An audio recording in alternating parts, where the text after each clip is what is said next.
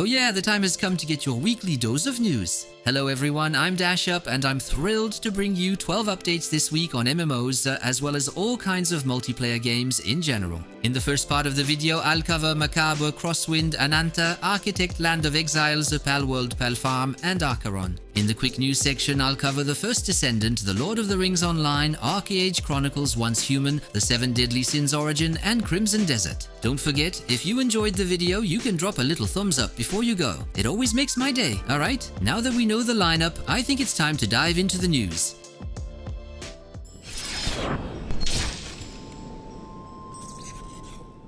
The Pocket Pair Studio has announced a new game based on the universe of its game Palworld, named Palworld Palfarm. For now, this new game is announced for the PC platform. The studio has not yet announced a release date. But what is this shit on the screen?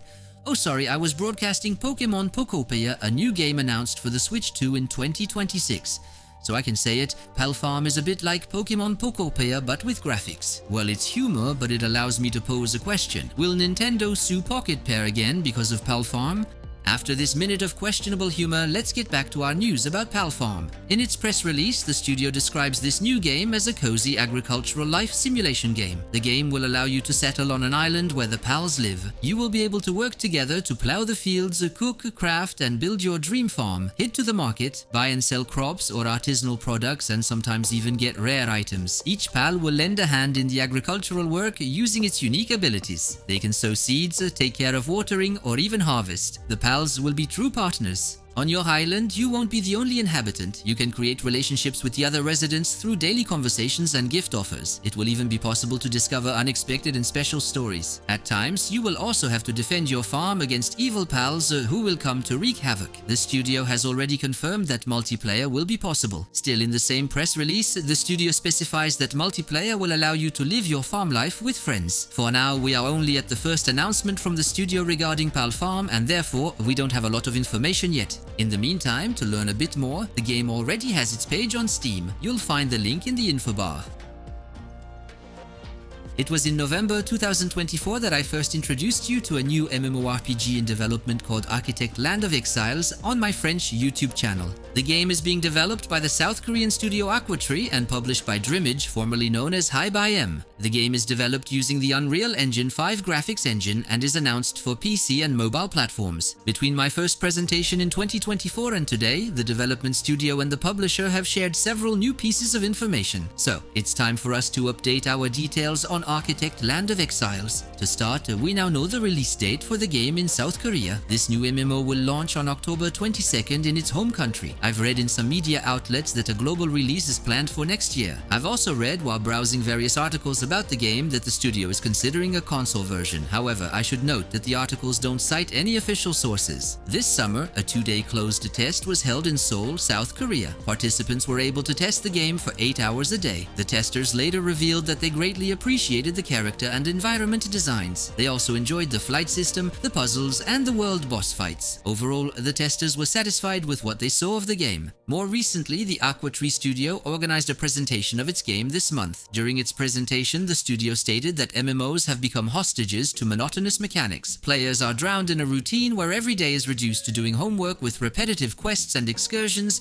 into over-familiar dungeons. This kills the spirit of adventure and exploration that was once the foundation of this genre of game. To address this issue, the studio explained that it is focused on 3 key elements: a strong attachment to your character, a living and coherent world, and diverse content. To break the routine for players in the open world, the studio presented a mechanic described as unique. This mechanic is the Flood and Great Flood system. At any time, floods will occur in random locations in the world. This will trigger events that completely change the ecosystem of the affected areas. Powerful monsters and unique resources will appear in these zones. In addition to these floods, there will be one Great Flood per day. The Great Flood will spawn even stronger monsters. Well, that concept does remind one a bit of the Rift system in the MMO Rift. Regarding monetization, the developers acknowledge the presence of a gacha system while specifying that valuable items can be obtained without spending money, for example by participating in in-game events. It was also clarified that players won't be separated into different channels in the open world. The game will offer PvE activities as well as PvP. From what I've read, the game will feature an auto-movement system and auto-combat. Of course, you can play without auto-combat and enjoy action gameplay without auto-targeting. So that's this week's update on our information about Architect Architect Land of Exiles, a new MMO that, as a reminder, will first launch in South Korea on October 22nd.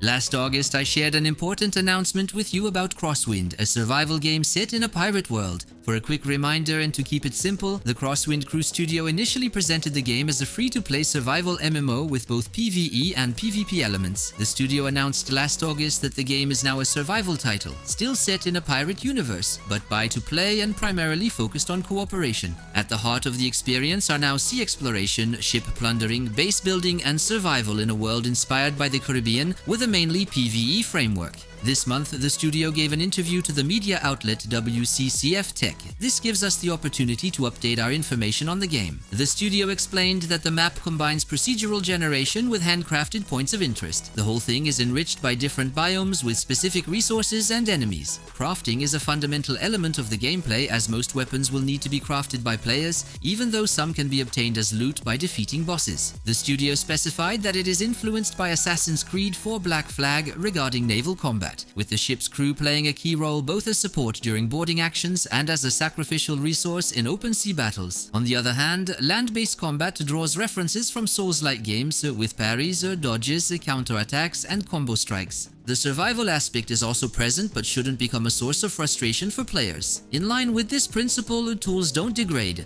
and characters won't die of hunger. However, if you neglect your character's food needs, it will have consequences, such as a reduction in health points. In this sense, the game can be compared to Valheim, placing more emphasis on exploration and adventure than on managing survival needs. For now, cooperation is possible with a maximum of 3 players. This limit should be increased to 4 players soon. The studio estimates it can release Crosswind in early access on Steam next year. This early access period should last between 1 and 1.5 years. The studio would also like to bring the game to consoles, but for the moment there are no concrete plans on that front. The independent Australian studio WeForge is offering us, starting September 26th, a brand new PC game called Macabre. Well, given the game's name, I think you figured out that we're not dealing with a colorful and cute title. The studio describes its game as a high-risk cooperative extraction horror experience. A single match can bring together up to 4 players. The studio also specifies that Macabre is, I quote, a PvE nightmare. The game is developed using the Unreal Engine 5 graphics engine. With Macabre, the studio aims to bring the immersive and terrifying experience of high-end solo horror games to a multiplayer audience. I should note that at the time I'm writing this article, Macabre hasn't been released yet, so I can't say whether the game is well rated or know about any potential issues players might encounter. One last clarification before I describe the game a bit more. It's launching as an early access title. In the game, you'll be guided by Banjo, an eccentric recluse. Banjo, who is an NPC, will help you with his knowledge and gear. He's your lifeline, providing equipment and upgrades that give you a fighting chance to survive the battles. You and your friends will venture into the depths of an unstable temporal rift with the goal of uncovering the source of terrifying anomalies. You'll need to upgrade your equipment, learn new skills, and fight to save humanity from a fate worse than death. During missions, you'll have to stick together to survive, but if you want, you can betray your teammates to keep the loot for yourself. That's a sure way to ramp up the tension in your sessions. Macabre isn't just the name of the game, it's also the name of a horrific creature. Macabre learns as it plays. Rely on the same tricks and it'll adapt. Every encounter forces you to improvise. Distractions, stuns, and even sacrifices might be your only way out. The studio promises there are never 2 identical matches. Indeed, each rift reconfigures with random layouts, shifting objectives, and unpredictable monster behaviors. You'll never feel safe, no matter how many times you enter. As it's also an extraction game, you know the drill. To save your precious loot, you'll have to make it out alive. If you die on a mission, well, your loot is lost. So that's this week's quick overview of this new cooperative horror game. I've included a link to the game's Steam page in the info bar if you're interested. On September 23rd, the development studio Naked Rain and publisher NetEase Games treated us to a brand new trailer for the game Ananta. Before going any further, I should specify that this is the new trailer I'm sharing with you right now. Ananta is a game we've been following since its announcement in 2023. Indeed, it was in August 2023 that the game was first presented to us under the temporary name Project Mugen. At the time, it was simply described as an urban open-world role-playing game. Regularly, the developers and publishers shared new information and trailers with us. However, However, since the beginning of this year, 2025, things have been very quiet, with no communication about the game. Here we are now in September, and it's the moment chosen by the studio to come back strong with a brand new Ananta trailer. This trailer, released on September 23rd and lasting a little over 7 minutes, is simply a visual feast. And that's not all, because shortly after, on September 25th, another video, this time 10 minutes long, was shared on the game's official YouTube channel. Of course, I can't share a total of 17 minutes of videos in this news update. Don't worry, if you want to watch them in full, I suggest checking out the link to Ananta's YouTube page in the info bar. The officially announced platforms for the game's release are PC, mobile, and PlayStation 5. Well, that's what we can read in the media. However, if you go all the way down to the official website, you'll notice that where the platforms are listed, there's a little and more. So it's likely that the game will also arrive on additional platforms. Regarding the gacha aspect of the game, Japanese media Famitsu Weekly revealed some information on the topic. In Ananta, you'll be able to obtain all playable characters simply by progressing through the game. The studio is clearly focusing on monetization through cosmetic items. You'll be able to buy and customize the appearance of your characters, their clothes, their vehicles, or even, for example, your housing. After Tower of Fantasy, which announced a new version of the game without gacha in China, and Duet Night Abyss, which also announced it was giving up gacha for characters and weapons, it's now Ananta announcing that playable characters won't be tied to a gacha system. Note that the articles on this topic mention the absence of gacha for Ananta's characters, but say nothing about weapons. Ananta features a massive, living, dynamic city that's active 24 hours a day. The map displays various random events like thefts or adopting a cat. Players take on the role of a new captain with a secret mission, forming a team to uncover the city's mysteries with total freedom of action. From breaking traffic rules to spying on other people's smartphones, the combat system, inspired by action movie classics, encourages creativity by allowing you to use any surrounding object as a weapon, like trash cans or golf clubs, or even to disarm your opponent. Character movements are fluid and fast, with mechanics for parrying and counter-attacking. To explore this city divided into 3 vertical levels, that is the rooftops, the intermediate level, and the streets, you'll have access to various means of transportation, from buses to helicopters. You'll also have abilities reminiscent of Spider-Man's acrobatics. Players can also take on various roles with personal stories, like being a police officer who upholds the law, a hacker who prefers to circumvent it, a delivery person racing through the streets, or even a streamer in pursuit of fame. I'll stop there regarding Ananta for this week. In addition to the link to the game's YouTube page, I also suggest the one for the official website if you'd like to pre-register. Last week, I talked to you for the first time on the channel about a brand new game called Arkheron. However, it was just a short update, mainly focused on the game's alpha testing phase, which was happening at the time. Since I mentioned the game in the quick news section, I didn't go into details, so it's time this week to present this new game in a bit more detail. The game is being developed by Bonfire Studio, founded by Rob Pardo, who was the creative director at Blizzard Entertainment, as well as the lead designer of World of Warcraft and producer of Hearthstone. The studio also has former Blizzard employees on its team who worked on games like Diablo 3 or StarCraft 2. The studio currently has a little over 70 employees. When Arkheron was announced, it was initially called Project Torch. The game is announced for PC as well as Xbox Series and PlayStation 5 consoles. For now, the studio hasn't revealed a release date yet. In a press release, the studio describes Arkheron as a fast-paced, dynamic action game where 15 teams of 3 players compete to climb a mysterious tower. This tower represents a surreal dimension created from emotional memories. The memories thus take the form of formidable weapons and powers called relics. It's these relics that make you heroes, each endowed with powerful abilities that shape your way of fighting, adapting, and outdoing the other teams. Your identity is built by looting and combining items in real time, creating unique builds for every match. What you choose to carry not only defines what you can do, but also who you can become. You can define your own playstyle by mixing and matching relics from different sets. You can also trade them as you find new ones to create a build that's uniquely yours. It's also possible to get set bonuses. The choice is yours, and you can make changes during your game.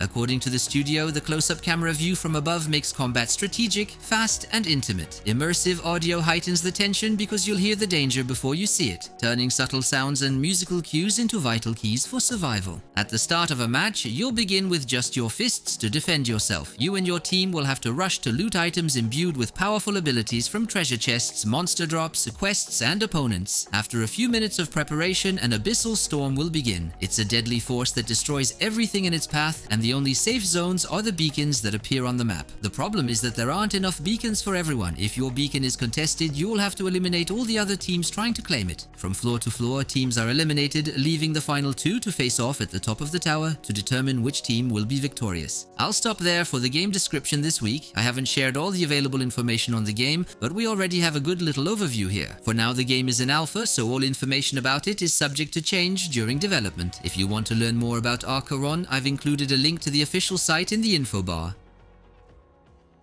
Alright, it's time now for us to dive into our quick news segment. As usual, this is the part of the video where we'll chain together various news items while getting straight to the point. To kick things off, I have a little update for you about the multiplayer looter-shooter free-to-play game The First Descendant. This game, published by Nexon, is available on PC, Xbox Series consoles, and PlayStation 5. After a collaboration between The First Descendant and Nier Automata, it's now Bayonetta's turn to get her own crossover with the game. For now, we don't have a ton of details on this Bayonetta collaboration, but what we do know is that it will kick off on November 6th. We also have a trailer, and yep, that's the trailer I'm showing you right now. We do know, however, that with this collab, the game will offer a whole variety of cosmetic items. Alright, let's move on to a quick bit of news about ArcheAge Chronicles this time. Just a reminder, ArcheAge Chronicles is developed by Excel Games Studio and published by Kakao Games. In South Korea, ArcheAge Chronicles has just received its age rating. In the country, the game is classified as adults only. The reason for this rating has been explained. The management committee cited excessive violence and the use of vulgar language for ArcheAge Chronicles. They even pointed out that in battles using realistically depicted weapons like swords or spears, there's a lot of blood splatter. Just a reminder that the game is slated for PC and consoles. In its latest financial report, a publisher, Kakao Games, indicated they plan to release ArcheAge Chronicles in 2026. Let's continue with Once Human, a game published and developed by Starry Studio. Once Human, reminder that it's an open-world multiplayer survival game. The game is available for free on PC as well as mobile. A console version is planned for 2026. We learned this week that One Human is teaming up with Palworld for a collaboration. As part of this collab, Once Human players will be able to visit a limited-time new location where you'll encounter the popular creatures from Palworld. There'll even be a special item that lets you transform into a pal and gain unique abilities. This collaboration is set to launch on October 30th. Alright, let's chain on to the MMORPG, The Lord of the Rings Online, which keeps getting updates. This time, it's about the game's next expansion. This upcoming expansion is called Kingdoms of Harad. Its release is planned for this fall with no more precise date yet. This new expansion will let you explore 4 new regions described as immense.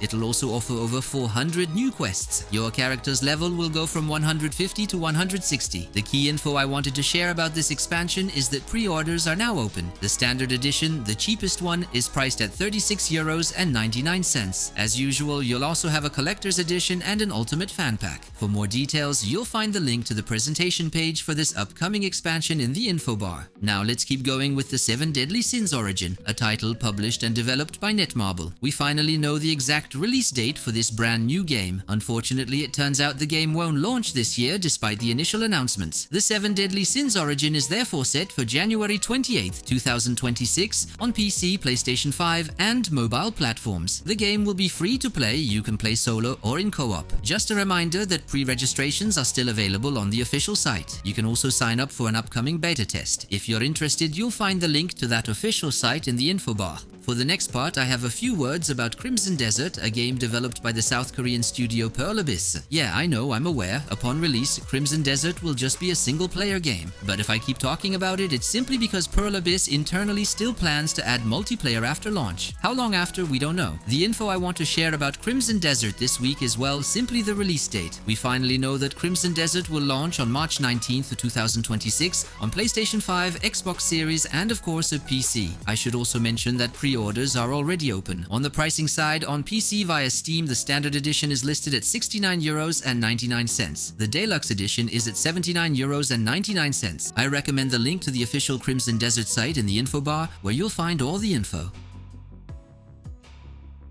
We're now coming to the end of this video, and of course, I hope you've enjoyed it. If so, don't hesitate to give it a thumbs up and even drop a little comment in the box below. Yes, it makes me happy, and it also helps boost the video's visibility for free. As always, I wish you all an excellent gaming session, no matter what game you're playing, because the most important thing here is to have fun.